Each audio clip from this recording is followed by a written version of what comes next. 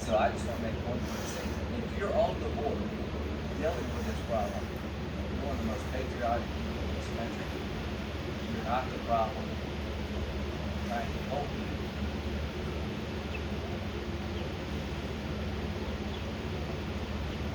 Help us, Democrats. What should we do? Beat the heat all this month by coming into Wilson Kia on Lakeland for our Summer Splash Savings event. Get ready because the Splash my bizzards all on new the izzards for results. 2023 Kia Soldier. The liberal hive mind. Coming with the Hey guys, real welcome news. to the Liberal Hive Mind, a channel solely focused on exposing the abundant hypocrisy of the left. Once again, a disclaimer that the audio Abundant might be a little bit off in this hypocrisy video, of and the I'm left. kind of half whispering as I'm recording. I explained why that is in the previous video that I recorded, so I'm not going to go through the whole spiel again. Folks, indicators. You know, there's a whole lot of indicators when it comes to stuff like the economy, bad jobs reports, inflation, the GDP now from the Atlanta Federal Reserve. You know, savings are down, retail sectors are suffering, and so people are predicting some pretty bad times ahead. But you know what? Those aren't the only indicators. There's also some very strong indicators that the Democrats are going to experience some very not so ideal outcomes. That's probably the wrong way to say it. Democrats are going to get absolutely obliterated come 2022. And those indicators are exactly what I want to cover in this video. More specifically, or at least the headline of this video, we just had another massive flip from Democrat to Republican, where a Democrat district in the state of Texas has flipped Republican by a staggering amount. This continues to happen, and especially in Texas, making the Democrats hope to turn Texas blue, basically a pipe dream at this point. But folks, it's been happening across the country, across different states, and it just happened once again, another massive upset victory for the Republican Party. Democrats at this point are losing hope. Let me show you guys exactly what's going on, but before we get into any of it, please make sure to leave a like, a comment, subscribe, share the video as much as possible, and with that out of the way, let's roll the tape. Alright folks, so another major indicator. Bad omen for radical Dems. Republican Mayra Flores wins big in Texas' 34th Congressional District special election. Defeats challenger by 7% in a seat that was won by Democrats by 13% in 2020. And that's a massive shift, folks. Democrats less than 2 years ago won the same district by 13 points. And I mean, just do the math. It would be a 13% shift if the Republican candidate just barely won at about 50-point-something%. That's not what happened.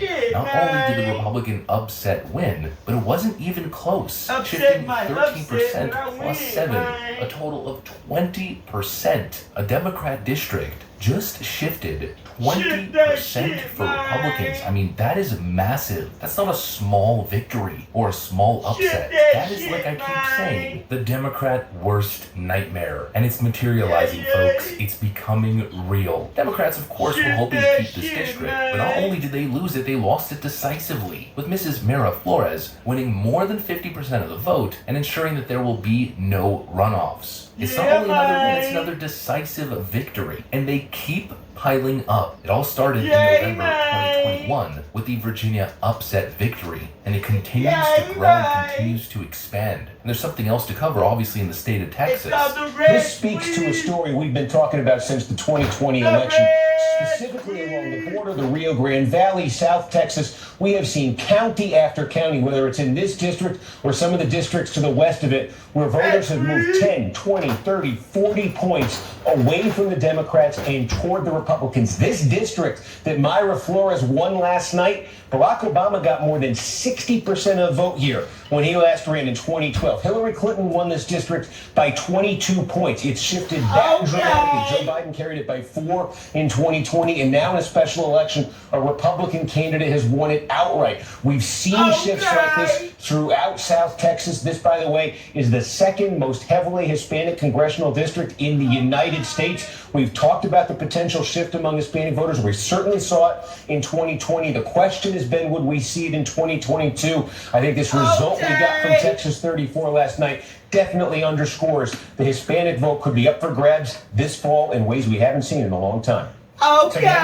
It's a 95+% Latino district, right, Steve? We taking that shit It's the back. second highest in the country. Yeah. Every single Democrat campaigning point and talking point, it's all failing. I mean, if you think about it, Democrats have been focused on two things to turn their election chances around in 2022. They've been pushing for gun control and taking advantage of the Uvalde, Texas incident, and they've been pushing a bunch of fear-mongering and scaremongering and hyperbolic rhetoric surrounding abortion rights, which of course, once again, considering all the new legislation surrounding abortion in Texas, these are two major Democrat talking points and issues that are both happening and very That the prevalent in the Republicans state of don't Texas. give a, And if the anything, people this should give want us money key insight for into their how family. these They don't issues care are helping about Democrats gain momentum transsexuals instead or of going the exact immigration. opposite way. Democrats They are wanna obviously hoping stop after the that Roe v. shit. Wade draft leak and the Uvalde, Texas incident that they could take advantage Open of these borders issues and gain means some electoral unsafe momentum. And kids. it's just not working. In fact, after Beto O'Rourke's campaign sucked, Open once again borders standing on the means graves of individuals who were unsafe lost during the America. tragic event, the Democrat MO never let Do a you good want crisis go to America waste. to Well, do after another that incident, 9/11? which of course Democrats were more That's what specifically they'll pull Beto if we O'Rourke let was 'em. hoping to gain some momentum in the governor race against Governor They gonna Greg pull Abbott. another But once 9/11 again, to there's steal our Democrat freedom. hopes and dreams, and what's really happening? The exact opposite. Throughout all the polling data, Beto O'Rourke's been anywhere Okay. from 5 to 10 points, trailing Governor Greg Abbott, Beto but still was within a decent convicted of range. 2 Well, the news numbers that we have, DUIs and not dismissed. exactly what He Beto was and his caught campaign for were hoping for. keeping Breaking: Tom. Republican Greg Abbott leads And then he Democrat ran Beto from the O'Rourke cops by in a vehicle. 19 points in 2022 Texas How come governor he's general not in election prison? poll by Blueprint poll. And this is from June No, 8th he wants to 10th, take which your shows guns 'cause exactly he what can't we've been have covering. guns. Democrats have been trying the most desperate stuff you could possibly imagine. And of course, it's not a OJ! coincidence. The Roe v. Wade draft leak, the Buffalo incident, the Uvalde, Texas incident, and now this January 6th joke here. OJ! They've been trying everything to patch the hull of their They sinking want ship, civil but it unrest. continues That's to the only sink way they lower can and keep lower and lower. power. The closer we get to the midterm If we're in elections, civil the lower unrest, Joe Biden's Biden approval can rating do goes, some and the worse bullcrap. Democrats are performing countrywide. 2022 generic congressional vote. I mean, Across the board Pelosi now, can get Democrats Biden are to do losing some in bullcrap. every single poll on the RCP average. Every single one. And the margin keeps growing bigger. You wanna and bigger find the and fake bigger. post? Now, Just plus look at one where they say 3.5 average Biden's lead winning. for Republicans. And if we take that number in a historic context, that could possibly correlate to 60 seats flipping for the Republicans. It's getting worse and worse and worse for the Democrats, and now even they admit it. Democrat pollster Doug Schoen warns his party of, quote, historic losses in November midterms. How can they In a not lengthy know it's op-ed for coming? The Hill, Schoen argued that Democrats will just not be able to shake or avoid President Joe Biden's increasing unpopularity with the American public. With the latest Quinnipiac poll putting his approval rating at a dismal 35%, Biden has also lost ground with two key voting blocks needed to pull out a victory: independents and Hispanics. And of course, don't forget suburban voters. That might be the mail-in nail in the coffin. That's a Now what real a thing. major Democrat pollster is saying is that The it's too little Minions too late. The is Democrats his are getting best increasingly friend. desperate. They're trying all of this ridiculous stuff, and it's just not working. Probably because it reeks of desperation. It's clearly disingenuous. They're clearly No, being they political doing whatever they opportunists. In want. many They cases, don't in the most care. They despicable got way the you could possibly election. imagine. They And it's control just that. not working. And this seems to be the narrative these days. Here's the Washington Post's Mariana Sotomayor basically saying the same thing. It's too little, too late for the Democrats. That's the thing that Biden, you've seen him change his tone a little bit when talking about inflation. Because in the beginning, a lot of Democrats were saying, hey, look, the economy, it's doing great. It's the best in, record number of years. And people weren't feeling that. People were saying, why are you telling me it's good when all these prices are going up? So you are starting to see Democrats shift the messaging a little bit to talk more about and have that empathy. But whether that is a little too late, we're still a couple months away, but it could be a little too late for a lot of these people who are saying, we need help now. And so the predictions are coming in that the Democrats are going to lose bigly, and we're now seeing the indicators as well, as a Democrat district in Texas flips 20 points towards the GOP. Like I always say, folks, trust me when I tell you, there is an incredible sense of panic behind closed doors at the Democrat headquarters. They are in for a seriously rude awakening. That's what I got for you guys, though. If you enjoyed this video, make sure to leave a like, a comment, subscribe. Share this video as much as possible, of course. Once again, apologies for the weird audio and the weird voice. I'm gonna get back to work, though. Thanks for watching, and I'll see you on the next one.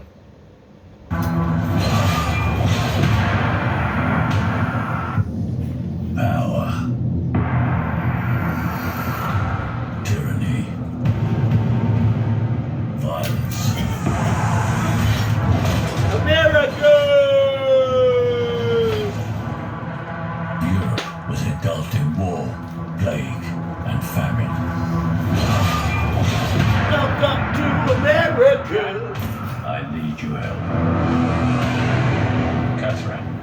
last chance to help this kingdom. Bless Look, he is the king of France. We must unite Europe. Kidnapping her is the only way. We don't kidnap women. The king's rules are God's rules.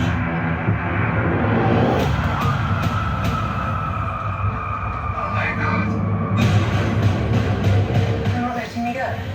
I need you alive. It will be close. I need to find her.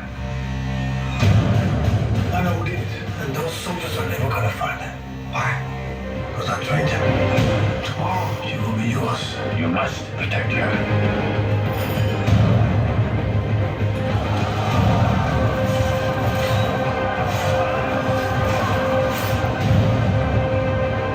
I will do whatever it takes. I will burn every tree in the forest. You cannot be allowed to get Catherine.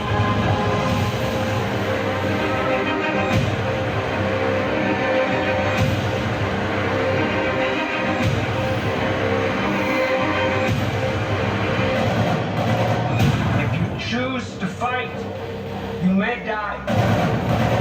But for your cause, and that is a good death.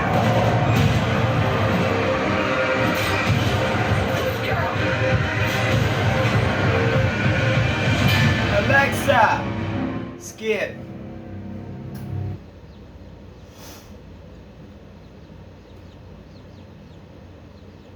All right, Miranda, I'm really excited to talk to you. I'm really excited to get the inside story of something that I truthfully think has only received a surface level of attention, even from those of us within Fox News, maybe even from some of those of us within the New York Post. And that is the story of Hunter Biden and the laptop from hell. You quite literally wrote the book, Laptop from Hell. So I want to ask you just at the outset, Miranda, what is the takeaway? Before we dive into the dirty details of Hunter Biden, Joe Biden, and the Biden family, what is the big takeaway from the discoveries of Hunter Biden's laptop?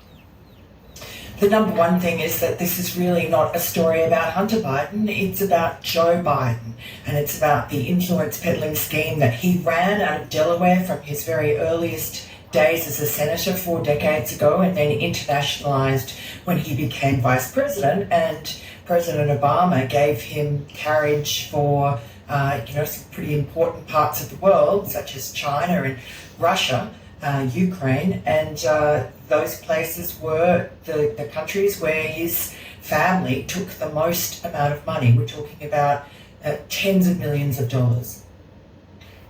So I'm glad you said that's the major takeaway, and that's what we need to go into today, because when I say it's received a surface level amount of attention, I think it's because we've paid way too much attention to the media conspiracy to cover up this story. That in and of itself is a major story, but the potential compromise and corruption of the President of the United States is the bigger story. And so let's start with that. Let's start with what is on this laptop. I know a lot is on the laptop, but what exactly were you able to find when you got your hands on this laptop and dug through the dozens, hundreds, thousands of files? Well, I think what we have, and it's not just what's on the laptop, it's also, you have to think about it as a jigsaw puzzle. The laptop's a big part of it, but equally Tony Bobulinski's material from his various devices that he handed over to the FBI in October 2020, shortly after our story broke in the New York Post. That's really crucial. He was Hunter Biden's business partner for the biggest deal. Yeah, none of the news even played that. He laid out the whole story before the election, but nobody played it, only the financial documents that Chuck Grassley and Ron Johnson managed to dig up. He had 4 phones. He would have testified. He would have done everything. We will see him in a year from now when the committees start taking them to court. What you see is that, number one, Joe Biden lied to the American people. I think we can pretty safely say that during the election campaign, when he said he knew nothing about his son Hunter's overseas business dealings. He knew a lot. He was involved. He was intimately involved in a lot of it. He always had a sort of plausible deniability angle in which he didn't get into the weeds and get involved in the details of various deals. But he was wheeled out by Hunter to meet overseas business partners, prospects, paymasters, and to be around when there were prospective deals on the table. I mean, you have to remember that Hunter has no visible skills of his own. He's not being paid millions of dollars because of the genius of his business acumen. He's being paid as a bribe because he is the son of a very powerful man. At that point, the second most powerful man in the world. So is it best for us to think of the laptop, Miranda, as less of a smoking gun and more of the obvious threads within a worn garment that need to be pulled? In other words, when you pull on these threads, an investigation should reveal the entire picture. As you point out, when you put in Chuck Grassley's information and other information that the FBI should now have their hands on, you begin to put together, as you described it, a puzzle of corruption. So when I think about the laptop itself, should I expect, should I read and look for a smoking gun, or is it just some of the pieces of the puzzle? There are bits of the smoking gun. You know, for instance, quite late last year, when I was writing the book, I found this email, or a couple of emails from Hunter's business partner, Eric Schwerin, who was really his factotum. He cleaned up for him. He answered his emails when he was on benders. He did his taxes for him. And in that, Eric Schwerin talks about paying for various bills for Joe Biden. Hunter had to pay for, a monthly AT&T phone bill. There's another email talking about bills for maintenance and upkeep and renovations on one of Joe's Delaware mansions. A few thousand here, a few thousand there. It seemed like that was a fairly common occurrence. It was just that these bills were well overdue, which is why they made their way into an email. There's also emails from Schwerin and elsewhere showing that Hunter and his father shared bank accounts. They shared a debit card. The whole picture you put together, it's little bits and pieces that put together are a pattern. They tell you that Joe and Hunter Biden shared, had their finances commingled, that Hunter was earning a lot of money. He says in his own words he had to give half his salary to his father. And in another complaint, he says, I've basically funded this entire family for the last 30 years and I get no credit, I get no respect, which is true because he was a crack addict and he was proving a problem and he was an embarrassment to his father as his father was gearing up for his last chance to become president. And so Hunter was absolutely furious about being sidelined, about what he saw as a disloyal leaking from his father's campaign staff to the media, particularly Maureen Dowd at the New York Times, who wrote about this problem Hunter. And Hunter's much smarter than people give him credit for, and he was fully aware of what was going on and felt very aggrieved, and his relationship with his father was pretty tortured anyway. It's rather ambivalent. He worships his father, but he also feels obviously deep anger. And so the laptop tells you a lot about the family dynamics, which is important in terms of understanding how this entire influence peddling scheme that the Biden family was running with Joe as the product and also the orchestrator for nigh on 40 years. You can understand it through the family dynamics and through some of the financial trail that's on the laptop, and then that's buttressed by both of those other pieces of the jigsaw puzzle I mentioned. Miranda, how does this laptop end up at a random computer store in, I believe it was Delaware, right? I mean, how does this laptop end up in the hands? And this is the way it was discredited in the beginning because it was so improbable and the details were so odd. What was it? A half-blind Apple repair store guy ends up with a laptop that isn't reclaimed by supposedly Hunter Biden. You said he's much more intelligent than he gets credit for. You also said he has a horrible crack addiction. How does he end up taking his laptop into some store and then just forgetting about it? Look, Will, all of the characters in this story, this real life story, are kooky. I mean, they're larger than life. Everybody is sort of peculiar in some way. You know, sometimes when I was writing it, I was thinking, you know, I feel like I'm in the Truman Show. This is real, but it seems like fiction in some ways. Like some, you know, the gods are playing a joke on us. But look, that John Paul Mac Isaac happened. He was legally blind, very good with close-up work. Highly intelligent computer guy, very successful little business in Greenville, Delaware, which is in the local shopping centre that the Bidens used to frequent. That had the gourmet market. It had the garbage bin, the trash can, into which Hallie Biden, Hunter's lover, sister-in-law turned lover, into which she threw his gun. They were there all the time. It was their local shopping centre. Just so happened that was the MacBook repair shop.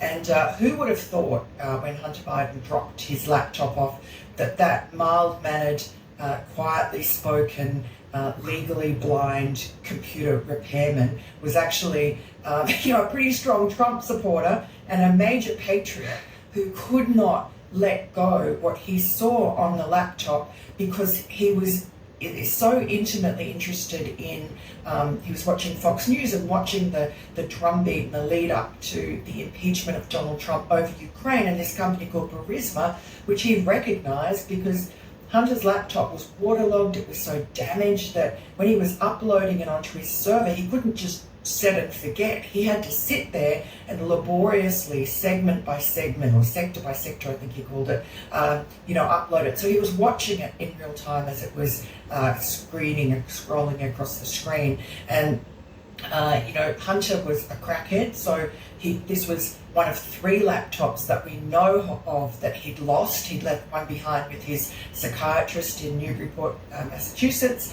He had another one stolen by Russian drug dealers in Vegas. That's what he told a prostitute friend of his on video.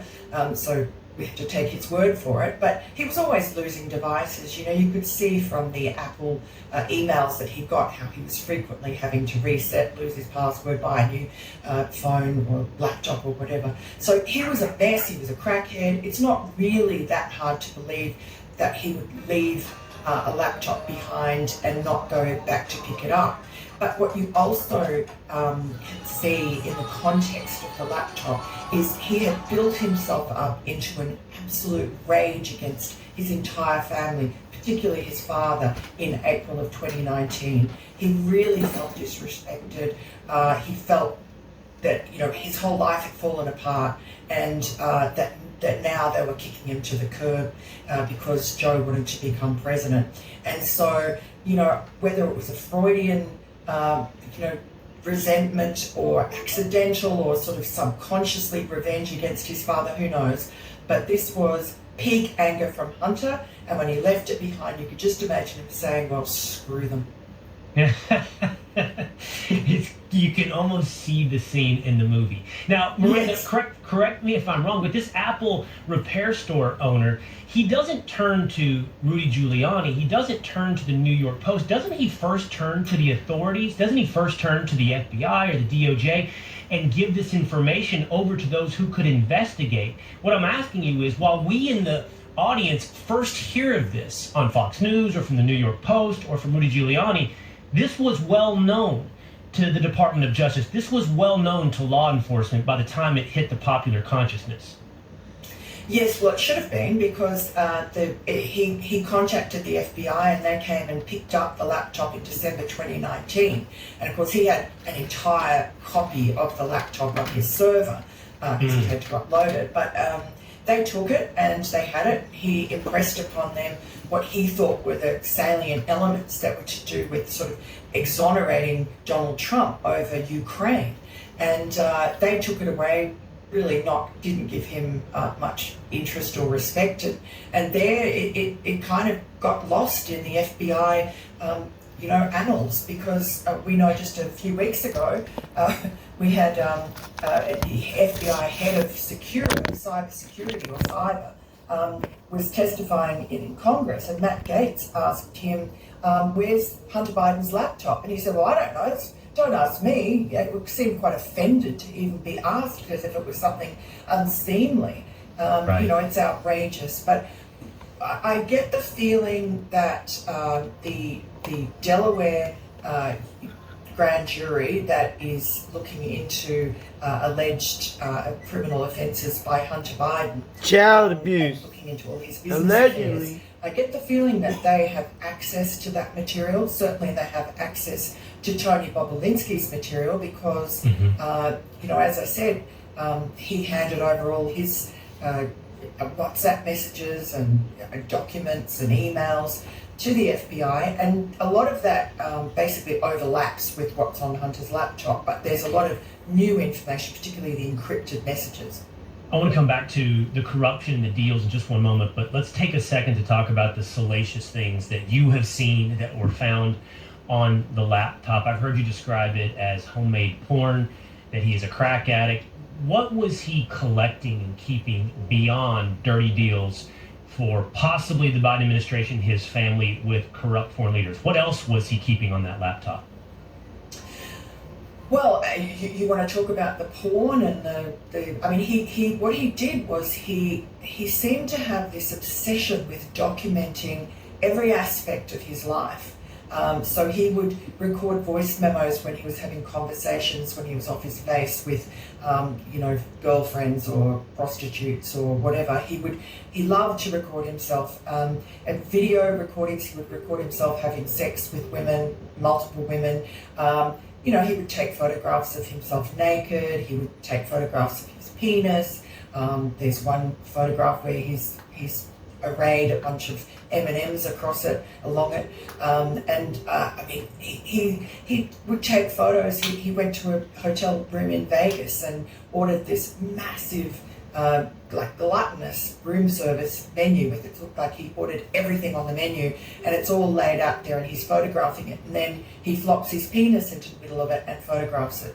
So this is the kind of bizarre, it's almost like a 2-year-old boy. I can't really describe it any other way. But so there's that sort of weird psychological. And we know that along the way, he's sharing a debit card in many of these situations with Joe Biden, and the Secret Service is helping run interference for him, correct? With some of these prostitutes, with some of these expenditures, saying to him, you can't be doing this with this card. This is, at that time, the vice president or the recently left vice president's finances. So the Secret Service is aware and helping run interference. Look, this was one time that the Secret Service, they were actually retired Secret Service agents. One of them had only retired a couple of weeks before as the head of the field office in Los Angeles, so pretty high up person. Anyway, they came knocking on his door in his Hollywood hotel because he'd had this sort of incident with his debit cards where he had a prostitute that had come and stayed for a long time, and he owed her, I think it was $8,000 or so, and she'd been there overnight, and his debit cards weren't working, and so she kept trying. He kept on giving her new debit cards. This was in the morning, and anyway, finally one went through, and then he went to sleep, and then when he woke up a few hours later, he found that all of these different transactions had gone through. So it was something like $120,000 had been skimmed off his various cards. And next thing, he's getting these text messages from the former Secret Service agent saying, hey, Hunter opened up the door. That's, Celtic's account, or I think you say Celtic's account. Now, Celtic was the code name that the Secret Service had for Joe Biden when he was vice president. So somehow one of these debit cards was connected to Joe Biden's account, and this was a problem. And so you piece together from what's on the laptop, and it's helpful that he records everything because he must have a bad memory because of all the drugs. So he often will photograph. text messages and other things, passwords. So the picture that you get, Miranda, and that you pick up over time, and that you have to have seen through the puzzle of the laptop, is an individual whose life is intertwined with his father's, both in terms of finance and then potentially through business deals. And then those business deals, as we've come to know, are ones that he is wholly unqualified for as an individual. For example, sitting on the board of Burisma and drawing, I believe, was it $800,000 a year in salary, perhaps $1 million a year in salary?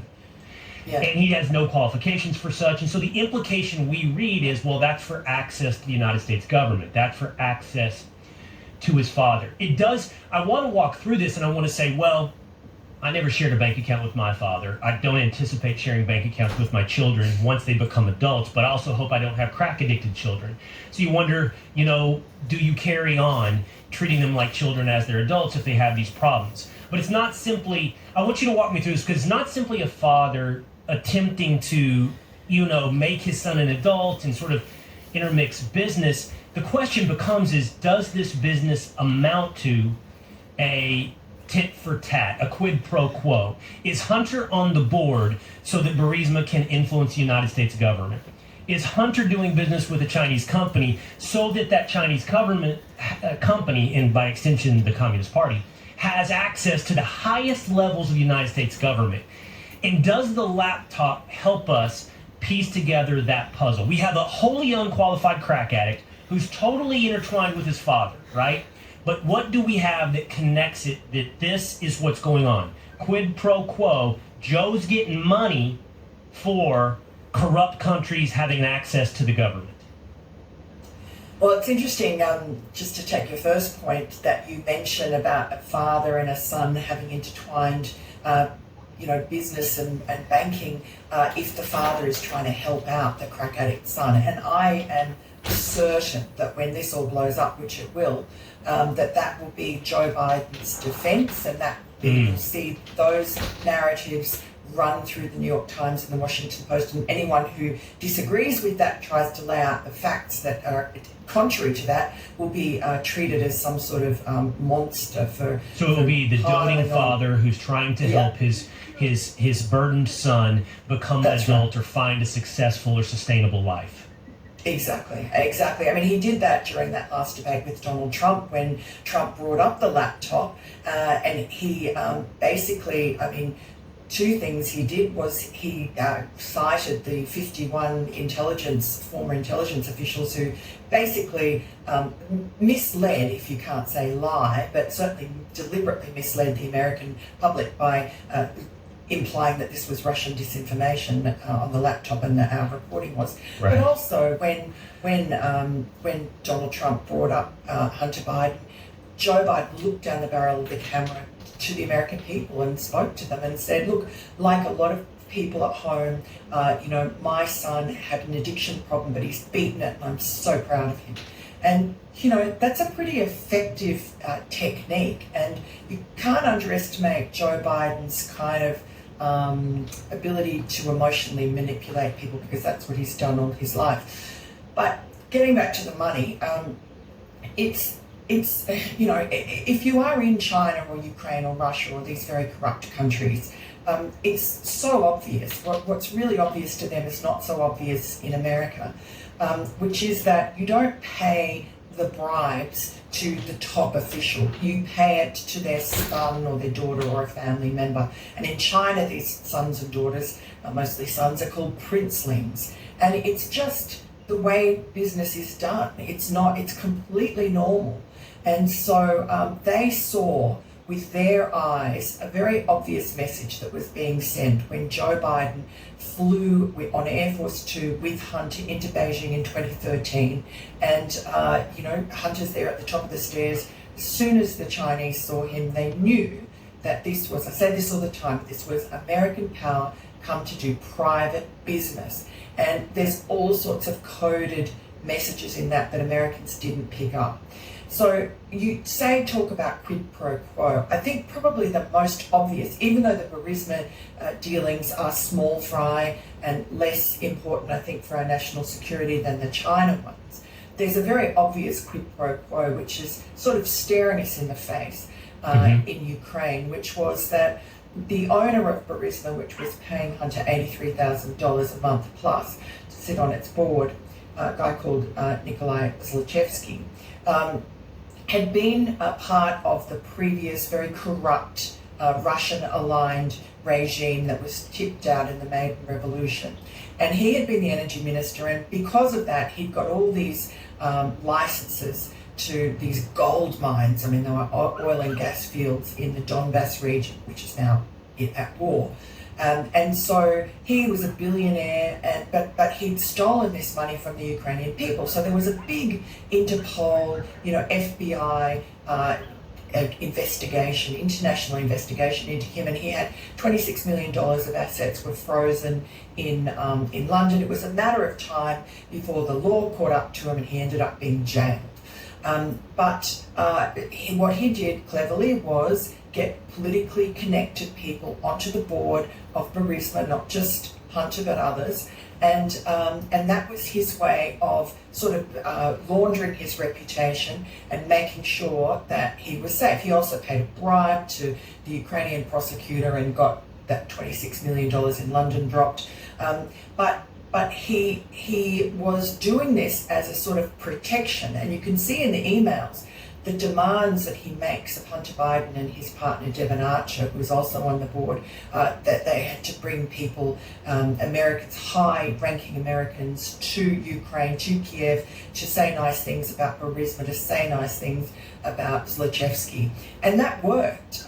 This was happening. I mean, there were visits to the Burisma sites in the Donbass by high-level State Department people. The reputation was being laundered, and the only thing that went wrong was that the President Poroshenko took Joe Biden seriously when he kept on flying into Kiev and railing about corruption, and he took out of retirement this clean-skinned prosecutor called Viktor Shokin, and he set him to work to stamp out corruption. The most corrupt person was, allegedly the head of Burisma. So Shokin just started doing an investigation into him, which of course put a lot of pressure on the Bidens, because Zlochevsky started panicking about the fact that that his property was about to be seized, and his Rolls Royce was about to be seized, and it was dangerous for him to be in Ukraine because he could be arrested, etc. So this was when Joe Biden put pressure on Poroshenko to fire Viktor Shokin. And you can see in leaked phone calls that Poroshenko is sort of resisting, because he's saying, well, there's nothing to say that he is corrupt. I have got no evidence of that. I would find it very difficult to fire him. And Joe Biden insists. He's really, really sort of desperate at this point to get rid of him. And it's sure enough, just a couple of months after he had basically seized all of Zlochevsky's property in Kiev, he was fired. And shortly after that, the new prosecutor who was installed was a politician, and he just made all Zlochevsky's legal problems go away. I think he had to pay a fine of a few $1 million. And so there is your quid pro quo. And Joe Biden boasted about firing Shokin many years later, a few years later, in a speech in which he said, son of a gun, I told them I was going to withhold $1 billion in US aid, and son of a gun, they fired the prosecutor. He was boasting about that, but in another way, it's a very clever tactic that Joe Biden uses often. If people are sort of on his tail, he will turn around up front and sort of make what seems like a confession, except it's only a partial confession. It's a confession with a lie in the center of it. And that lie, for some unknown reason, was bought hook, line and sinker by the New York Times, the Washington Post and so on, who said that the reason Shokin was fired was because he was corrupt, and that at the time he did not have an active investigation into Burisma or Zlochevsky. That was not true, and it's obvious from the evidence. I mean, it was reported at the time in the Ukrainian papers that his property had been seized.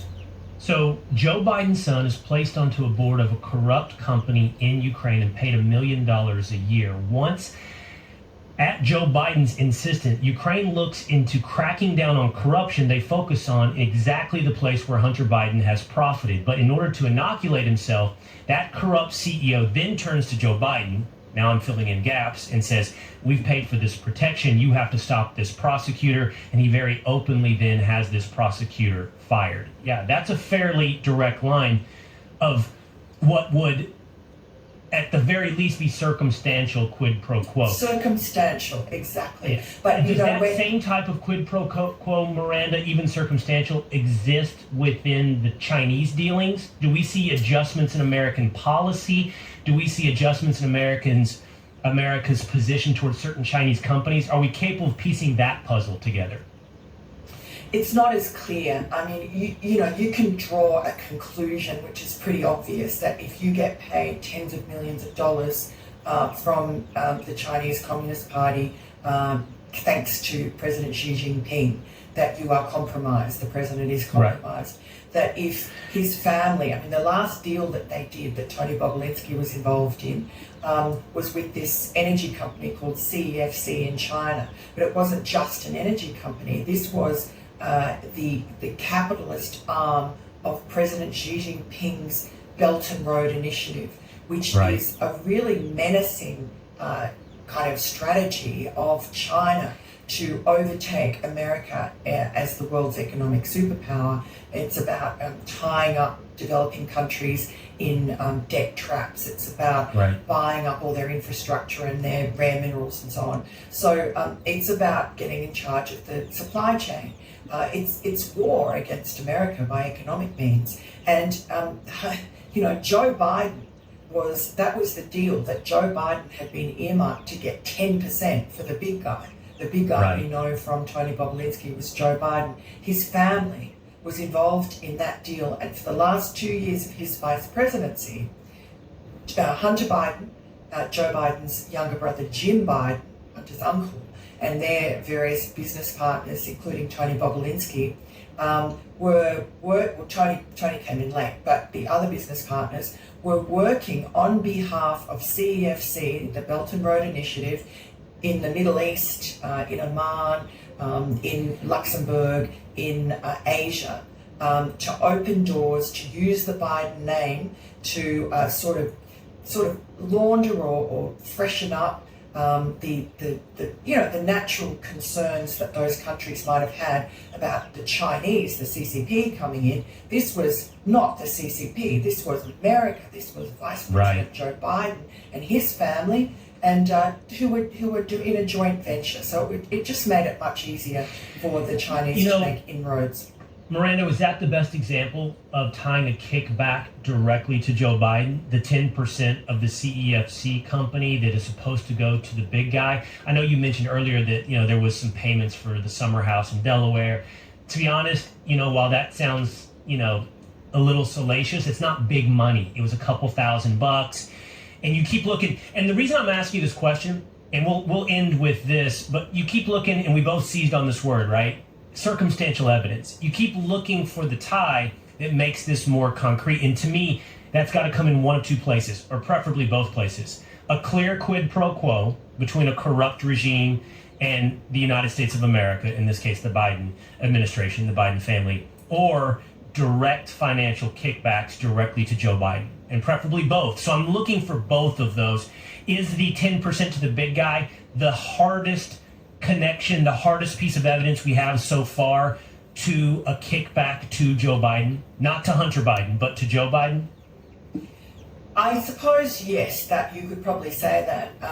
There's no clear financial trail showing money from the Chinese going to Joe Biden. But I mean, he's been doing this for 40 years. He's not that dumb.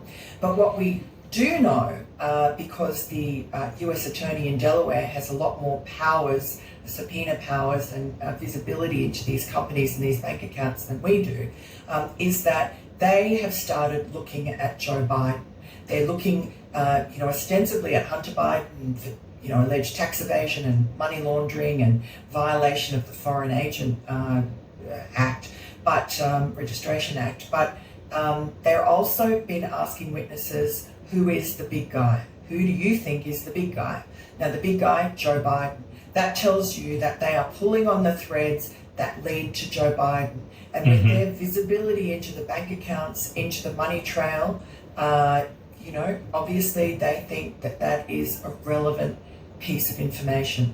So I believe that grand jury has seen and is looking into very serious allegations, and that this is going to blow up enormously. And this is why you've seen in the last few weeks the New York Times and the Washington Post and the rest of them basically come out and admit finally after 18 months that the laptop was real and our stories were all correct, because they want to get ahead of this bombshell story that seems to be reaching right into the Oval Office.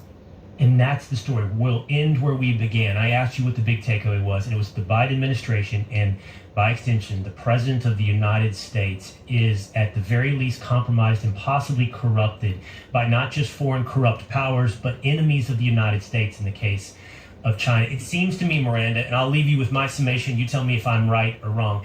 It seems clear that the President of the United States has a very troubled son, a crack-addicted son, who's been in some positions of authority and profit that are wholly unearned.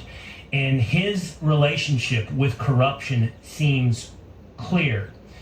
The question for investigators, and the question you've begun to answer in your book, is that relationship extending to his father. Was there quid pro quo? Was there kickback? Was there more? And I think common sense leads us obviously to yes, but does evidence lead us to yes, there's more?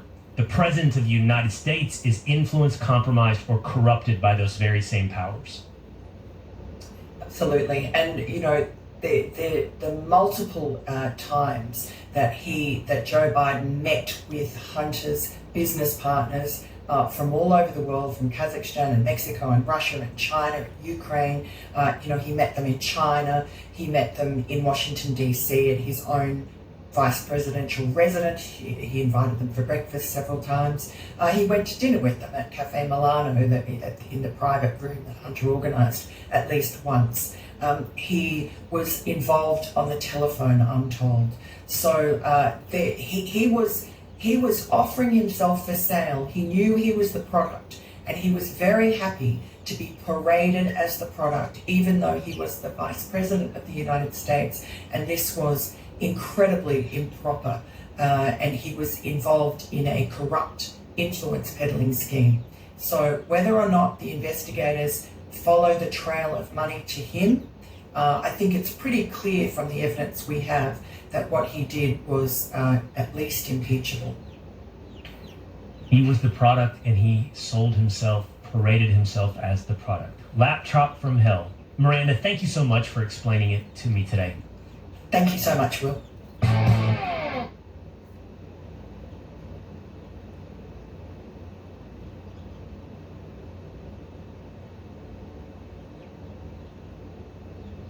so glad we're finally on vacation! Yeah, and Kayak made it so easy searching hundreds of travel sites to find us a great flight. My ears still won't pop after the flight, but I don't even care! What? Kayak. Search one and done. All right, John Paul Mac Isaac, the infamous Delaware repair shop man, the one who came into contact with Hunter Biden's laptop. It's so great to meet you. I'm glad to have this conversation. I want to hear the story. Wow, where do you want me to begin? I'll tell you exactly where I want you to begin. I want you to begin in April of 2019 on a Friday night just before closing time. Well, yeah, it was about 10 minutes before closing, and I was definitely thinking about getting out of work. I was not thinking about spending time or staying late with anybody. And then the countertop illuminated as the headlights of a car pulled up in front of the shop, and I kind of let out a sigh because I knew that my evening was going to be cut abruptly short, or any plans that I had for that evening. And then the client walked in the door with 3 liquid damage MacBook Pros. And I was able to check in one of them. The other one was a write-off. The other one I left with the customer so he could take it with him. And do the recovery himself. When I saw the Beau Biden Foundation sticker and the customer informed me that he was Hunter Biden, I instantly thought that this was his deceased brother's laptop, and he wanted to get his memories off of it. So I decided that, you know what, I'm not going to close. I'm going to stay in the shop a little later. I'm going to work with him, see if I can help him out. And I felt bad for him. So he walks in. Do you recognize him? I've read, by the way, John Paul, you're legally blind. I don't. When he walks in, at what point do you realize I'm dealing with Hunter Biden? When I asked him his last name. So the check-in process, I asked the customer his first name, and then I asked the last name. And when he got to Hunter, I wrote down Hunter, and he goes, Biden, and kind of sarcastically, like I should have known who he was. And I realized, oh, okay, kind of put two and two together, Beau Biden Foundation. You know what? I never really knew what he looked like. I never really cared. It was never in my inclination to pay attention to the Biden family or what they got up to. So I really didn't know who he was until he informed me of who he was. Well, I was going to ask you that. I think for a lot of people, unless you're incredibly politically active or politically read in, Hunter Biden isn't an A-list celebrity. The last name Biden is recognizable. So at the point that you realize, oh, this is a Biden, as in a political family of Bidens, did you know Hunter Biden's story? Did you know about his troubles? Did you know about his drug abuse? Did you know anything at that point? Yeah, not really. I mean, you hear stories about, the crazy Biden kids. But that's about it. I mean, I was living in Biden's hometown. The people that I hung out with went to school with Hunter and with other members of the family. So also, I know several people that have been not paid by the Biden family for various work that's been done over the decades. So we kind of knew what the family was about. We know their political family. We also know that sometimes they get into trouble. Sometimes they have a hard time paying their bills. So that's based upon being in the Biden hometown. Your depth of knowledge immediately is more than the casual news viewer, even maybe the well-read news viewer, because you're living in the town and there's reputations around the family. What was the state of Hunter Biden when he came in that night? He was definitely feeling no pain. He was intoxicated. He had a little bit of a mobility issue. Speech was a little slurred. When I actually left the shop, probably about 45 minutes after he left the shop, I noticed his vehicle was still there. I just assumed that he was sleeping one off. Because he was... So, okay, he walks into the shop at 10 minutes before closing time on a Friday night. In your estimation, he's inebriated. He is entitled to his reputation, meaning he already assumes you should know who he is as well. And he lays 3 water-damaged laptops on your counter. Mm-hmm. Tell me what you do then. Do you decide to stay late? You said you wanted to help him out. Does he stay with you? What's the process at that point in time? So I take a look at the first machine. It was a complete write-off. Apple solders the components to the logic board, so there's no way that I can recover data if I can't power on the machine. And the machine was just too far gone. So I just pushed that back to him. The second machine just had some inoperable keys. So I said, hey, look, here's a keyboard. You can use the keyboard to log in. That's when, unfortunately, he informed me of what his password was. And then I... what was that? Oh, I don't want to repeat that on the news. It was something inappropriate? It was very inappropriate. Yeah. So I gave him a keyboard so he could facilitate his own backup. Again, because I felt bad for this guy. I thought he was upset and he had been out on a bender because he was trying to reconcile with his dead brother's data that's on these computers. The third computer, there was a glimmer of life, but it would have required me to check it in so I could take it apart, disconnect some components to get the machine up and running. And I explained that process with him. I printed up an authorization allowing me to take custody of the machine. And I had him sign that document, review the document with him, and then he left. And then I took the machine into the back and I started working on it. So, and for what it's worth for anybody watching that wants to know, by the way, his password, which is part of what is revealed in your book, references, I think, 2 separate sex acts at the same time in one password.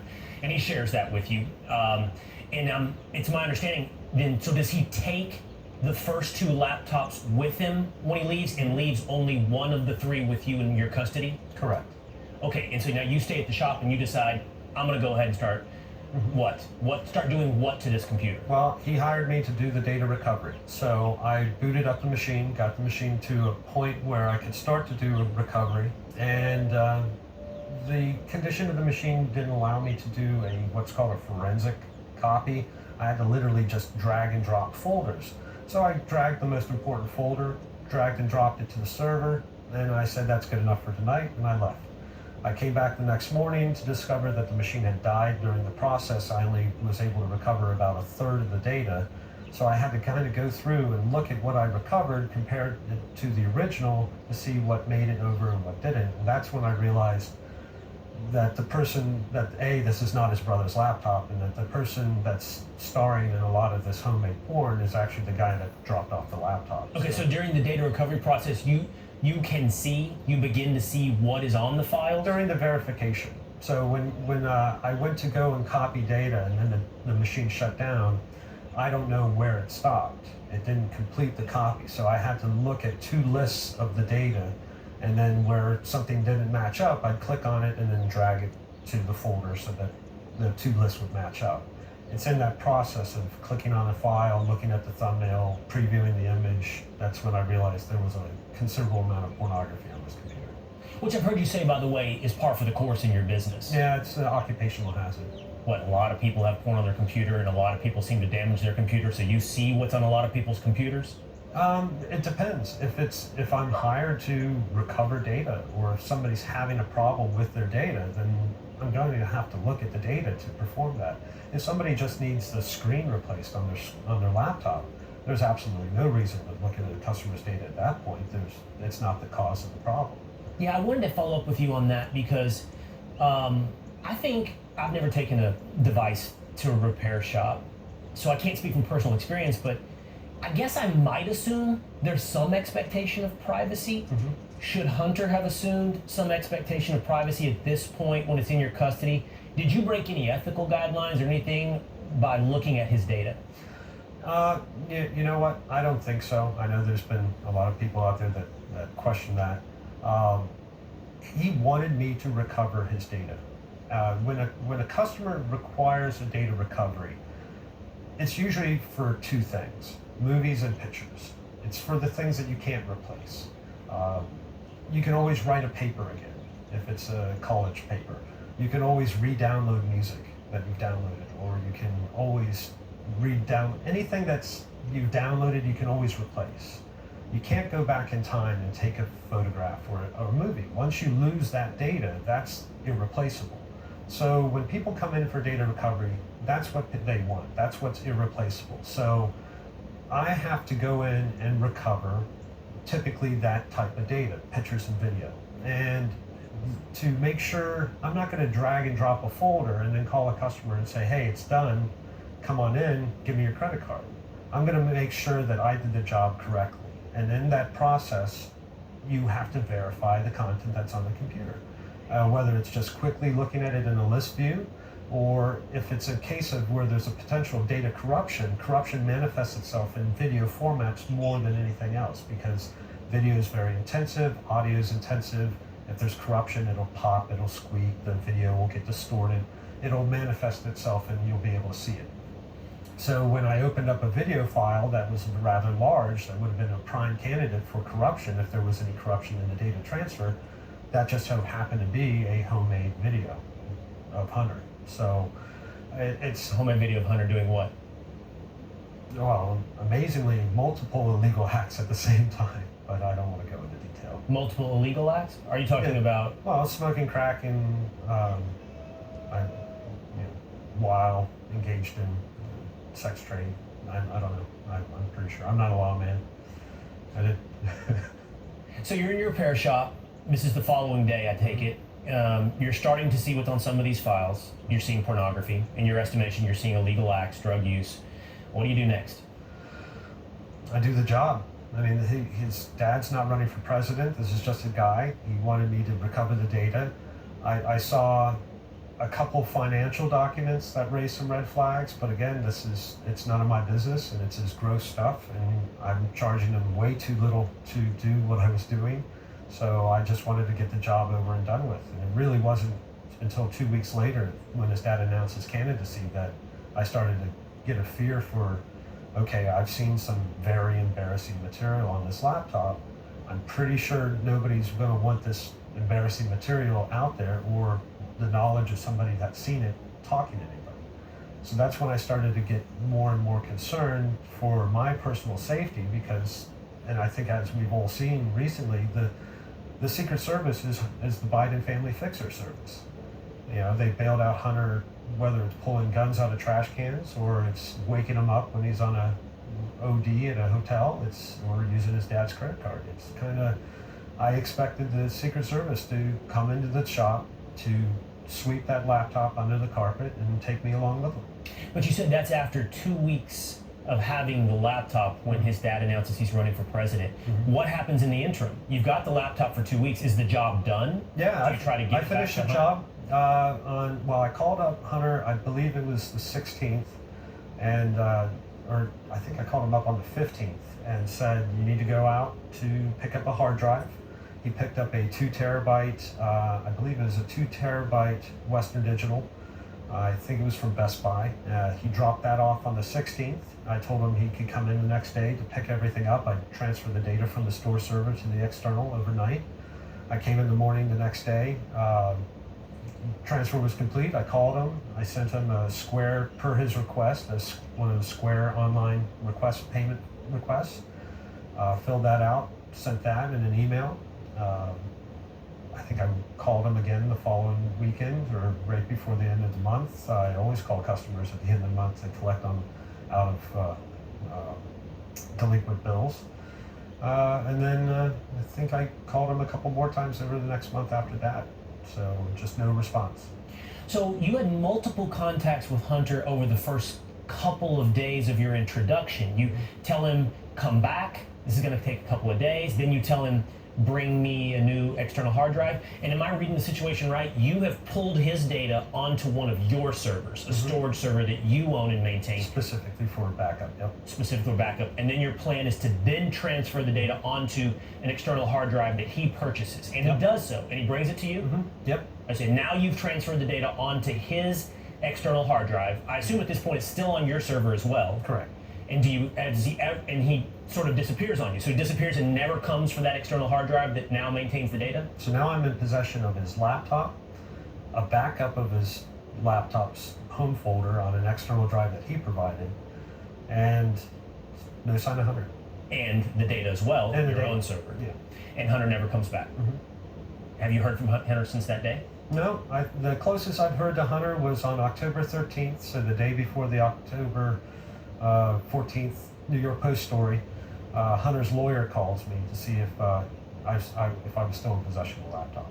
When is this? This was October 13th of 2020, so the day before the New York Post.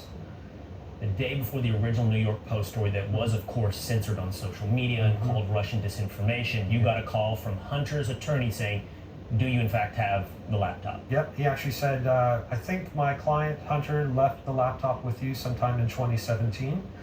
Do you still have it? So I actually told him what the FBI told me to say. The FBI told me that if anybody comes looking for the laptop, you're to stall them. If they come in, just say, hey, it's in an off-site location, give me a day or two, I'll retrieve it and give you a ring, collect their information, pass that on to the FBI, and the FBI would return the laptop. 3 years later, you get a call from Hunter's attorney, not until the imminent drop of the New York Post story. All right, I want to rewind back, though, to the 3 years prior. I'm still focusing on this period in time where you have his physical property and his data. Did you speak to an attorney in this time about custody? At some point, I assume when a customer no-shows you, doesn't return your calls, doesn't come back for their property, what happens to their property? Does it become your property? Well, on the document that Hunter signed, it clearly states at the bottom, after 90 days, the product becomes my property. At that point, I mean, there's what's the saying? It's there's no assumption of privacy when it comes to things that you abandon. So I knew that this laptop became my property, and by then, and this was what, mid-July, it became my property. I knew that I needed this thing out of my shop. By then I had, shortly thereafter it became my property, I took a look at some of the data because Burisma was in the news. I definitely saw some things that were a concern, an obscenely large amount of money being traded hands with Burisma in exchange for favors from the State Department and basically a pay-for-play scheme. Yeah. And I knew that between that and the embarrassing content that was on the laptop, I needed to get this to the authorities, if anything for my protection, but if anything else, that this was possible evidence in an investigation that needed to be attended to. And so what did you do? When is the first time you reached out to the authorities, and who was that? So I was a little reluctant to approach the FBI in this neck of the woods. I think Roger Stone had his house raided at like the prior January, so I was really concerned, and I think we've all seen the Russia collusion for 3 years. So I was concerned that the FBI was weaponized, and I didn't trust anybody local. My father, who's a retired Air Force colonel of 31 years, lives out in New Mexico. So I had a conversation with him and said, I voiced my concerns, and I was like, I want to get this to the authorities, I want to get it to the FBI, because I feel like this is the proper channel, but I need to do it in Albuquerque. I can't do it myself. I'm too afraid to do it myself. So I enlisted my father to do it for me. So he approached the Albuquerque field office for the FBI in early October of 2019, which turned out to be probably, as he described it, the most humiliating experience of his life. Why is that? Well, he's a 31-year colonel, and gave 31 years of his life to the defense of his country, and he walks into an office where the FBI agent basically tells him to lawyer up, get the hell out, and don't talk about this. Really? Yep. And my dad was sitting there with a hard drive, a copy of the drive, and paperwork saying, help protect my son. That's all my father wanted, was to make sure that his son had some level of protection. This is the first attempt to reach out by either you or somebody on your behalf. Mm-hmm. You hadn't contacted your own attorney yet. You hadn't done anything. Your first move is to go to the FBI, but the FBI in Albuquerque through your father. Yep. And he's rebuffed. And yeah, he's basically, this agent never gave him his name, kind of questioned why my father was being cagey. When my father explained the situation and an effort to attain some level of protection for me, the FBI agent was like, well, unless there's a criminal activity going on, we can't. And he goes, well, drug use and prostitution is a criminal activity. The guy's like, looked at the paperwork some more, and then basically was like, look, you need to get out of this office, and you need to lawyer up, and don't talk to anyone about this. What's the relationship between you and the FBI been like since that moment? Well, after the interaction at the in Albuquerque, my father and I were just disenfranchised. We thought there was, we didn't know what to do. It was a month later that an FBI agent named Joshua reaches out to my father in an effort to get a hold of me, that we finally thought maybe somebody's going to take this seriously. So the FBI met with me at my home and asked me about my concerns. I voiced my concerns, and I then shifted and said, hey, I just want this out of my shop. At this point, just get it out of my shop and give me a phone number I can call should somebody come looking for it or wants to harass me about it. And they're like, yeah, we can't do that. We're going to talk to our legal team and see what we can do. And I'm like, dying here.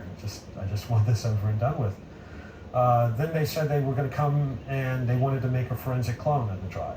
And I was like, well, that's going to be hard to do, but sure, whatever. You guys have the best tech guys in the world, so let me know when you want to come in. And they agreed to come in on December 9th. When they showed up, instead of bringing a tech guy with them, they brought a subpoena. And they're like, yeah, we're just going to take everything. And I'm like, okay, great. Take it all. This is exactly what I wanted in the first place. And so I gave them the drive, I gave them the laptop, I gave them the paperwork. And then they gave me a lot of things to sign, and I got my first subpoena. And then I don't know, I was a bit uncomfortable, a little nervous, but then excited at the same time. So I kind of cracked a joke. I said, don't worry, lads, when I write the book, I'll leave your names out of this. That's when Agent Mike turned around and said, oh, it's in our experience, nothing ever happens to people that talk about these things. And I was like, great. All right, well, they're taking it, so that's something. And then they told me that should anybody come looking for it, you should stall them, tell them it's off-site, and then give us a call, and we'll return it. And then that threw up another red flag, because in my mind, this was going to be put in an evidence envelope and then sent to a lab somewhere outside of DC. So how could it be easily returned?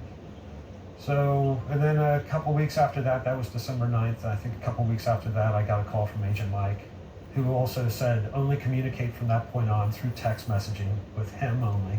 He's the only agent that I'm allowed to talk to moving forward, but he's also the only agent that wasn't on any of the paperwork. So he's kind of the bag man, I assumed.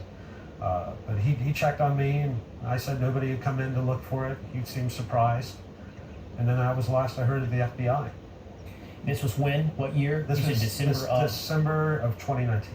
So I got to ask you, John Paul, if you wanted this, and you said your father reached out in October of 2019 in Albuquerque. If you wanted this out of your possession so desperately, I believe it legally came into your possession as your property in the summer of 2017. Well, the Hunter's lawyer said a customer dropped it, or Hunter dropped it off in 2017. He dropped it off in 2019. Hunter didn't even remember when he dropped it off. The Hunter's lawyer thought he dropped it off in 2017. Oh. So that's kind of, I was like, all right, this guy's all over the map. He doesn't remember. I see. So you held on to the laptop for a couple of months before reaching out to the FBI. Okay, let's take a time out and this. I want to ask you a couple of non sequitur questions. First of all, I asked you this in the green room, and I think anybody that watches you probably has this question sitting at the top of their head. What is sitting at the top of your head? What is the hat? The hat generates liberal tears. So it's a Balmoral. It's like a beret with a pom-pom. It has my family's crest. I have a small collection of them, and I have an ugly head, and it's a good way to cover it. Plus, I'm visually impaired. I walk into low-hanging branches, stop signs, countertops. So it's nice to have some good, like a bumper here to kind of stop that from doing damage. I always wear the hat. I get sunburned. I'm an albino, so I get burned through brick walls if I'm not careful. Wow. And so I wear the hat a lot. When everything hit the fan in October 14 of 2020, a lot of the hate mail that I was receiving, a lot of the death threats, a lot of the anti-pro-assumption Russian disinformation emails always seemed to kind of have a theme, a common theme, and that was, Putin thanks you for your service, and your hat is stupid, or that hat is something ugly, and it's, and I got a kick out of that because it kind of told me and gave me a little insight to these people that they cared more about the hat than about the truth. And then I realized that the hat's really triggering a lot of these people. And then I decided to, why stop a good thing? And you said several things there that I want to follow up on. I'm curious, just following my own curiosity about the Legally Blind. What? Because it ties into what we originally talked about when Hunter walked into the shop, of what you were able to see or ascertain in that moment. What can you see? Can you see me well right now? Yeah, you're a white dude with a blue tie. That's good. Yeah. Dark hair. I have an operational vision of about 4 to 8 inches, so if I need to read, it's pretty much right up in front of me. After that, about 4 to 8 feet, I can see enough to move around, unless, like this morning, trying to get into this building was murder, because it was all glass front. I walked up to what I thought was a door, and I was searching for the handle, and I couldn't find it, and then I kept looking, and then I watched a gentleman walk through a revolving door about 10 feet away from me, and I was like, that's it, and then he looked at me weird too, so, I'm used to it. Well, I appreciate you making your way in this morning, and I really appreciate you sharing this story with us. I have many more things I want to talk about. I'm going to monitor our time here. Let me ask you this. Let's go directly to it because you did bring it up. Are you a Russian asset? Are you perpetuating Russian disinformation? Yes, comrade.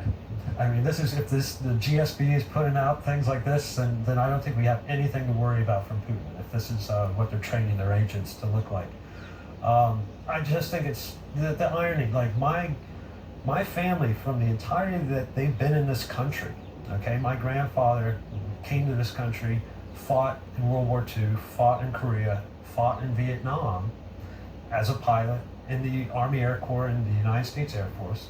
My father fought during the latter part of the Cold War. So for the entire Cold War, there have been Mac Isaacs flying planes going after communists.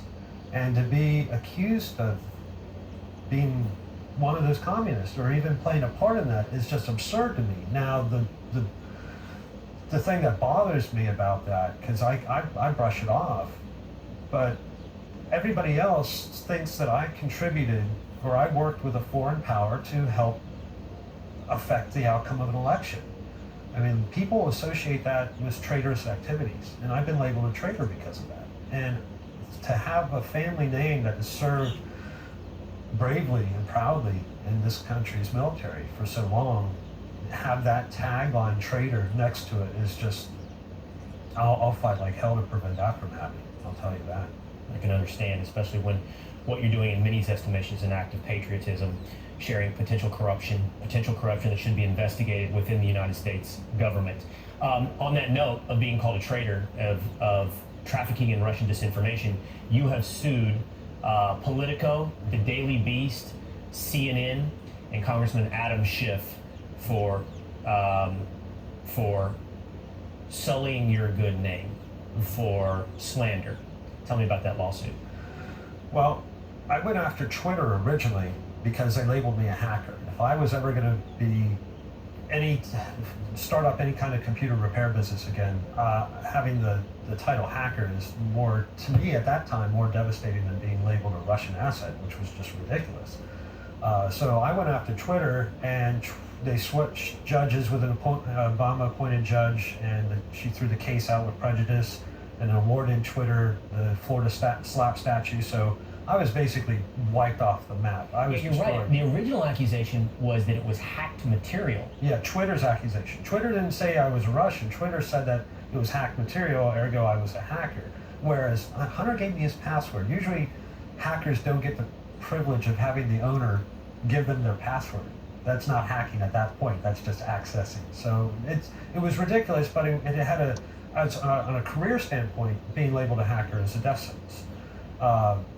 Twitter wanted to make an example out of me, so they punished me in the courts and financially, and I never thought I would have an opportunity to defend my actions or hold those accountable again. That's one reason why I sat down and I wrote my book, because I knew that in the court of law I was destroyed, but maybe I still had a chance in the court of public opinion. Turns out that about a month ago, Joe Flynn, General Flynn's brother, from the America Project, approached my attorney and wanted to fund our lawsuits. So I now have a second chance to hold these people accountable, and I'm going to fight like hell to do it.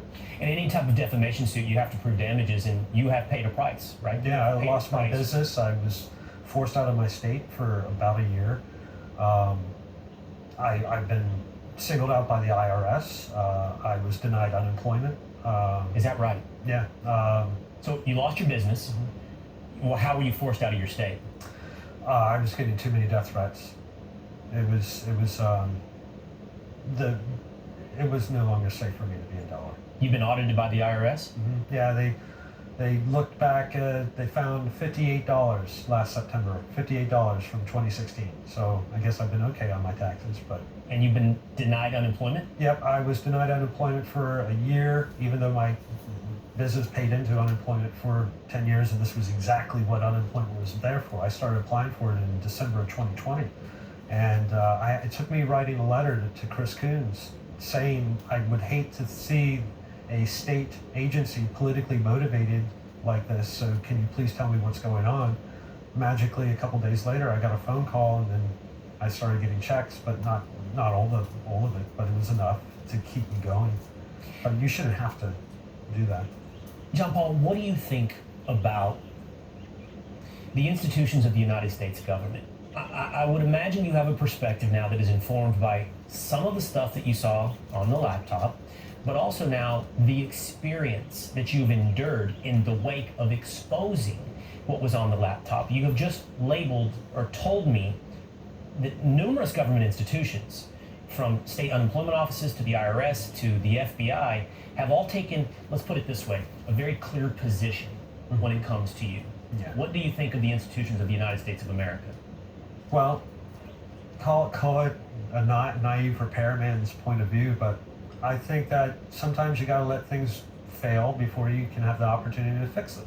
And I think that this is a case for that. I believe in the FBI.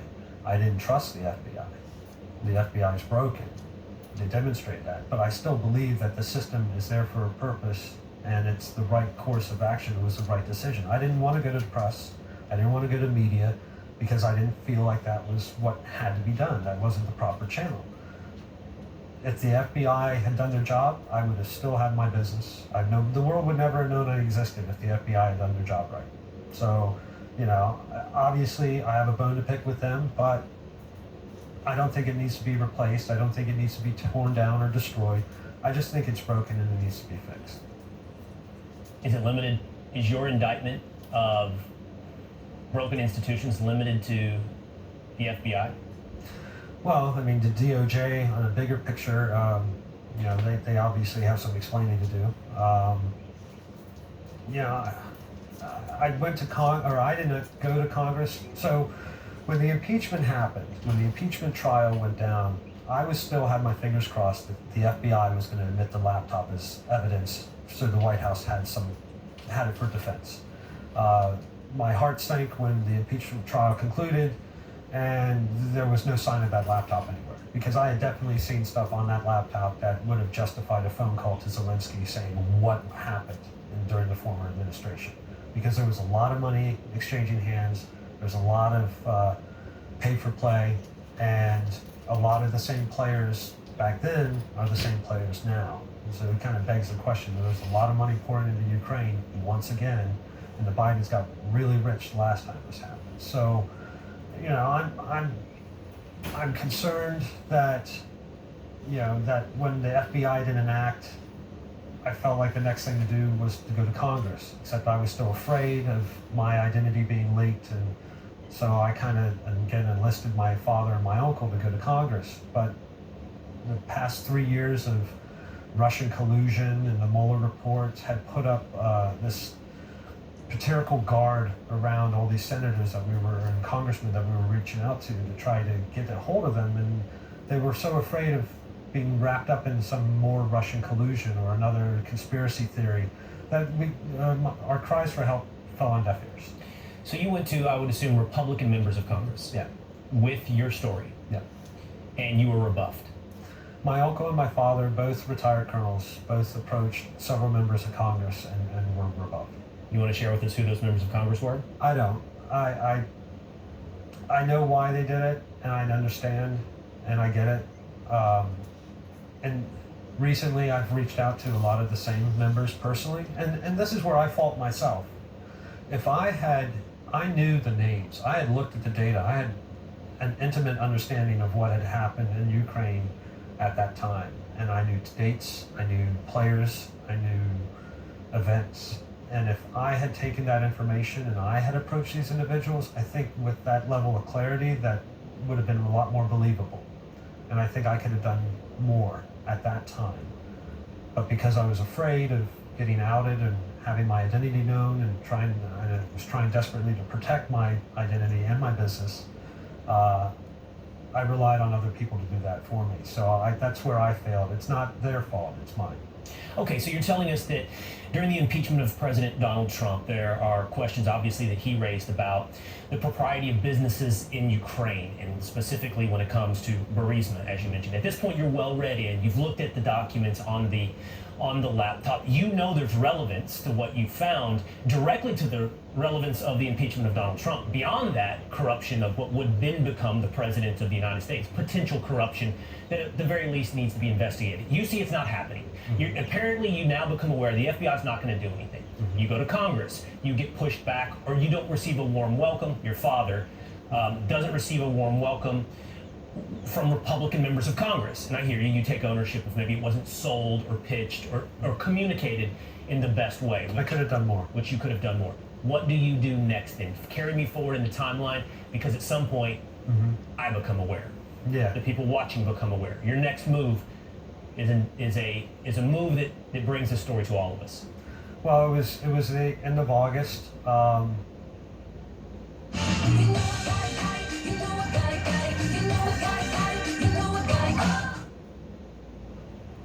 And I knew the clock, August of 2020, I knew the clock was ticking, and I finally had enough, and I just basically decided to trade my fear for courage, step out from the shadows, and I guess to backtrack a little bit. So before I went to the FBI, or had my father go to the FBI, I made 2 copies of the drive.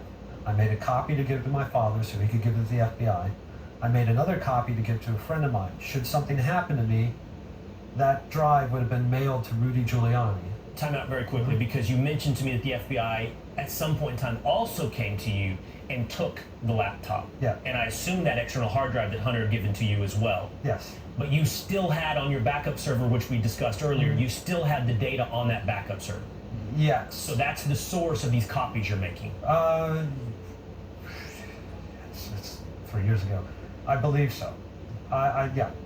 So the FBI took it. This is before the FBI was even engaged. I didn't trust the FBI enough to make a copy of the drive and just put it off-site. That way, if I disappeared, if the FBI threw me in a hole somewhere, then my friend would hand-deliver this drive to Rudy Giuliani.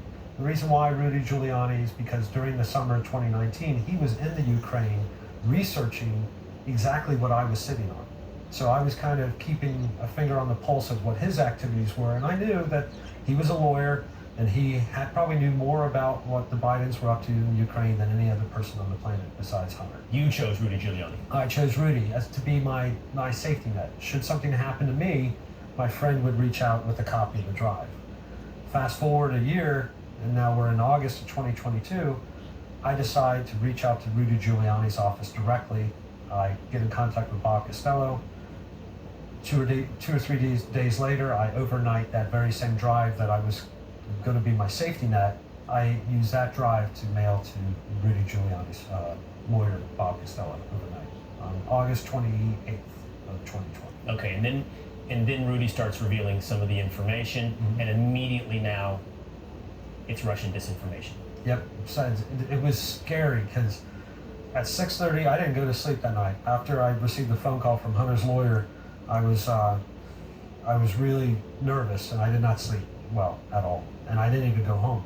I just stayed at a friend's house. And then, so I'm looking at the news, and the article came out at 6:30 in the morning, and by 9:30, it was like this digital iron curtain had descended, and nobody was allowed to talk about it. Nobody could tweet it or send even private message in Twitter, any discussion. The New York Post account was blocked. Facebook was blocking it. And then it started happening, Russian disinformation. And it was like this coordinated effort by mainstream and social media all at the same time. Like, this is not something that some guy picks up, hey, I saw this on the news, go tell this guy, go tell this guy. This all happened at the same time, which told me they were waiting for it. They were ready. And it was in the FBI's possession for quite some time, so this didn't come as a surprise, to your point of ready and waiting for it. And by the way, it was rejected by the intelligence community very quickly. Yeah. So what does that tell you? What does that tell you that your life experience, your story, was met with a hard, I don't know what the right verb is, pushback, a hard, as you mentioned, iron curtain, whatever it may be, a hard door being slammed in your face, and but that's still underplaying it because you were also, to your point, defamed by major media institutions, the spy agencies of the United States of America, the law enforcement agencies of the United States of America, every single major apparatus, almost at the same time, focused on you and branding you as Russian disinformation. What does that tell you? It told me that they were waiting for it. And I think Zuckerberg said it best. In the Senate hearing, I believe on October 25th, he let Congress know that he was approached, as well as Twitter and Google were approached by the FBI and I believe early September, to warn them that there would be a massive dump of foreign intelligence pertaining to a presidential candidate. Be on the lookout. So if the FBI warned in early September social media to be on the lookout, and I overnighted a copy of the drive on August 28th, who was being tapped? Was it the FBI? Did they have a FISA court open for me, or were they monitoring the lawyer for the President of the United States? It's just kind of the timing's really off. It's like they had the whole year that they were in possession of it, that they were waiting for something to happen, and then I decide to do something, and then they immediately warn, and then it's the collusion aspect is obscene. At that level of federal and social media that we rely on every day, news media that we trust every day, and a government that we're supposed to put our faith in. It's just they all decided to go with the Russian narrative because it worked last time. It's been working for them great for the last 4 or 5 years, so why not? They just, unfortunately, it was a real story with real consequences. And what do you think those consequences were? For me, obviously I lost my business and I lost my place in my community. I don't feel safe moving around, but for the nation, I hope it'll let us aware that for all those people that are afraid that we are moving towards socialism, we already have a state-run media. We already have state-run social media, and that machine went into operation on October 14th, 2020 to affect the outcome of an election, to protect their preferred presidential candidate. And my life was ruined in that process, but the nation is suffering. And that's what I'm hoping the lawsuit will discover is who gave those marching orders? Who told the 51 pillars of our intelligence community to pen a letter that this was all Russian collusion?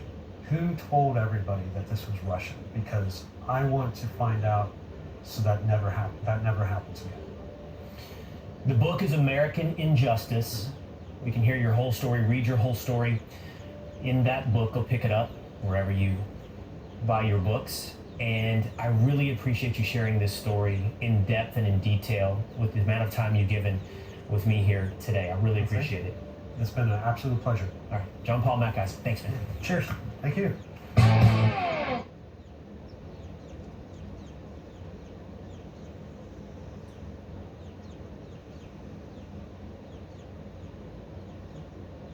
Russ, glad to have you on the show today. I appreciate your time. Hey, before we get into what I think amounts to an unconventional, or at least novel solution to this problem, let's quantify what has become, unfortunately, a very conventional or out of control problem. And that's the status of illegal immigration at America's southern border. As you look at the numbers, and people are throwing around numbers that I think the American public has to sort of start putting their arms around. Governor Greg Abbott of Texas is saying 100,000 people are waiting at the Mexican border for Title 42 to be lifted.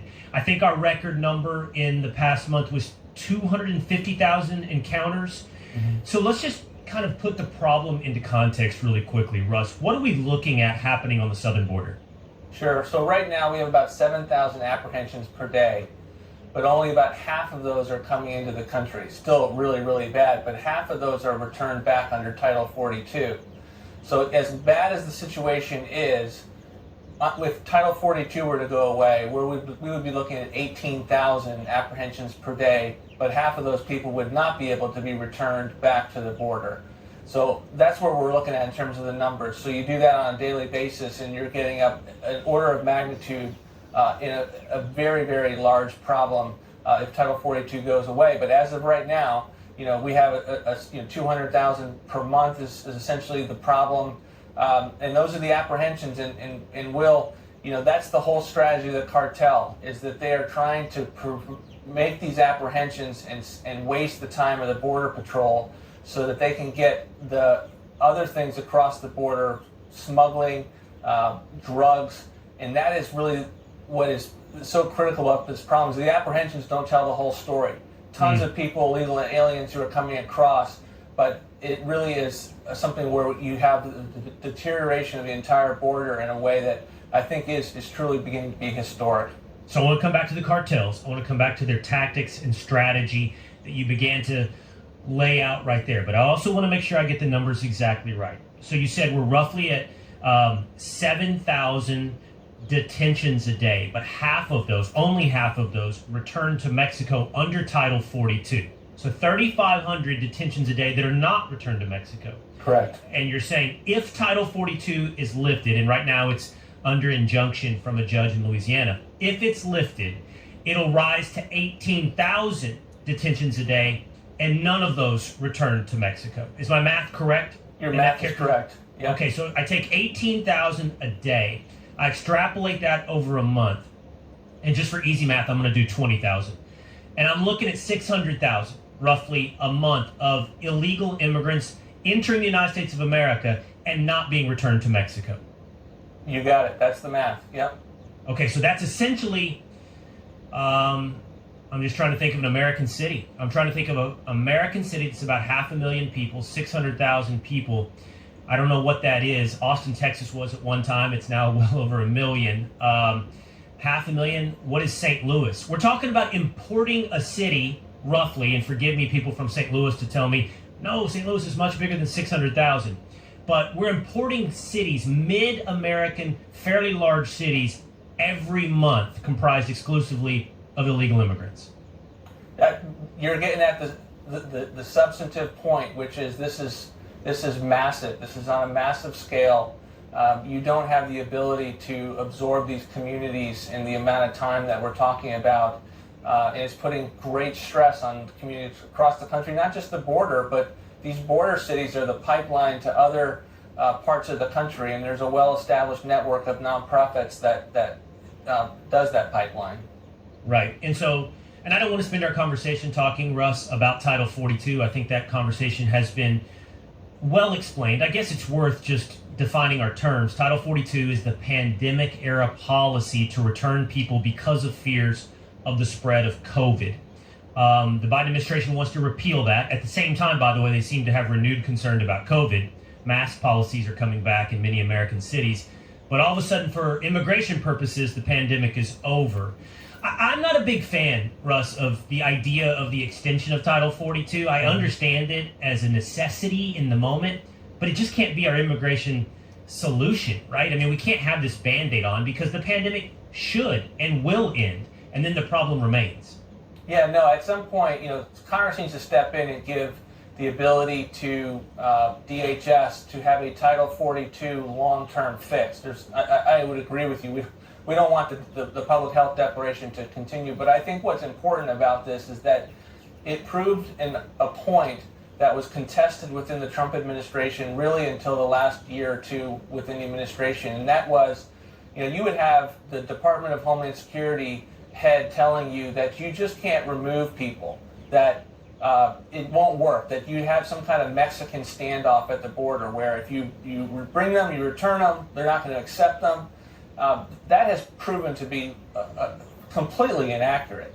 And it has given us at Center for Renewing America the rules of engagement to be able to apply to a different legal theory that we believe would secure the border.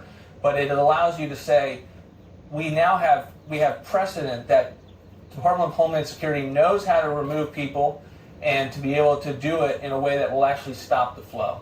I hear you. So what you're saying is Title 42 is proof of concept. We can detain, we can deport. It is a logistical possibility. Exactly. And we're going to get to your proposed solution, which I find fascinating, the declaration of an invasion, in just one more minute. Because now I want to return to what you said about the cartel. So what you're telling me is, yes, Will, you've characterized the number of people accurately. 600,000, 500,000 new people every month. But the truth is the cartel is facilitating that illegal immigration as a diversionary tactic. As a diversionary tactic and as a moneymaker for them. I mean, we believe that they're making just as much from human smuggling and human trafficking as they make from drug smuggling.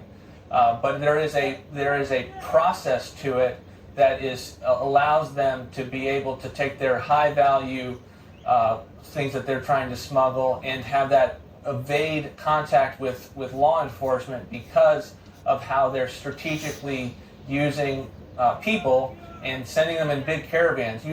When you watch the border, sometimes you might think, well, why are all these people going as like the big caravan? It's like the easiest thing to identify completely. It's not like they're trying to be that stealth. That's the whole point. They know that our laws are geared against it, so that they can then say, because of the way our laws are structured, they can send these mass groups of people that are clogged up our border patrol. God damn it! Basically doing paperwork and then doing effective catch and release into the interior for all of these individuals. But the main point there, Will, is that the cartels, in a way that I don't think American people realize, have operational control of borders. They control it. We do not control the border in any way.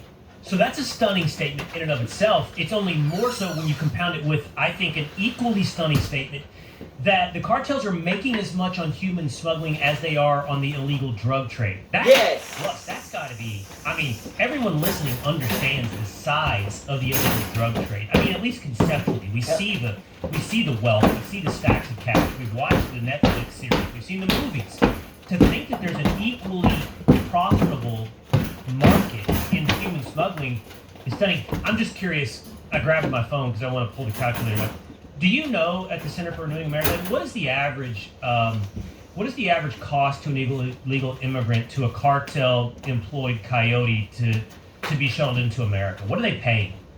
Yeah, I don't have that off the top of my head, but it's going to be sizable for them. These are people that are who are coming to America largely for the economic opportunity, and I think that's just one aspect of it, Will, in the sense that there are other numbers there, the degree to which people are harmed as a result of dealing with the cartels. I mean, it is not pain-free for these families, these parents, these children to be going through this pipeline that is really hurting them. It's one of the reasons, it's really, I think, the untold story of the illegal immigration problem is the extent to which human trafficking is damaging the very lives of the people who are coming. I just picked a number, Russ, by the way. I don't know if I feel like at various times I've heard $10,000, $15,000.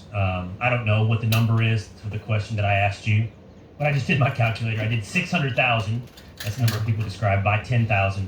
And I'm a dummy. I don't know how to read my calculator's output, but it's 6E9. So I don't know. I don't know if that's that many zeros, if that's what they're making a month, and I don't know how that compares to the illicit drug trade, but there's no doubt it's big business. So now that gets us to your proposed solution. Tell us about the idea of, in lieu of the federal government doing their job, and that seems clear, the federal government is not interested in enforcing the border. In lieu of that, what states like Texas or Arizona can do to begin to control the border through the declaration of an invasion? Great. So we go back to the Constitution, and we know that there have been, under federal immigration laws, there have been adverse opinions, U.S. v. Arizona, that say, I don't think they were decided rightly, but they have said that these court cases, that the federal government's responsible for immigration laws, and that states have largely been precluded up until now. We went back to the Constitution, and we looked at the language of it, and we said, Article 1, Section 10, Clause 3 allows for the commander-in-chief of a state to be able to use authorities that were largely retained under the Constitution to protect their people from an invasion. And this is tied up with Article 4, Section 4, in which the federal government is intended to protect the people from invasion. And we believe that the clear language of Article 1, Section 10, Clause 3 allows, it's a whole section about what the states cannot do unless, and this is they cannot exercise military power, commander-in-chief-like authority, unless facing an invasion. And we believe, we did some research, and we realized that this invasion was not meant to just get at nation states. It was not meant to just get at terrorist organizations. It was meant to get at things like drugs, smugglers at the time. It was certainly intended for Indian nations. It was militias. There was a whole context of things that clause was intended for. And remember, at the time, you didn't have the Border Patrol. The states were doing a lot of their own work at the borders to the extent that they were enforcing them. And this is something that we believe is entirely credible. And what it looks like in practice is very simple, and it's why I wanted to spend some time on the Title 42 point. All it would be is to say, Governor Abbott, Governor Ducey, the other two, if they were ever willing to think about it, is to say, we're facing an invasion. We are citing our authority under Article 1, Section 10, Clause 3. Here are specific rules of engagement to your sheriffs, who would be deputized, your state troopers, your National Guardsmen, to say you have rules of engagement to interdict and remove them immediately to the border. And what we have found is that would stop the flow. When the cartels, when the people back home in Central America know, okay, it's not open season on the border, there's not a neon light that says come, that will stop the flow. When they see people that left 2 weeks ago or a month ago come back because it's no longer there, that is the kind of thing that will change the problem in a fundamental way. Okay, so sometimes I like to restate things, Russ, to make sure that I get them correct in my head, and then by repeating them, I hope that I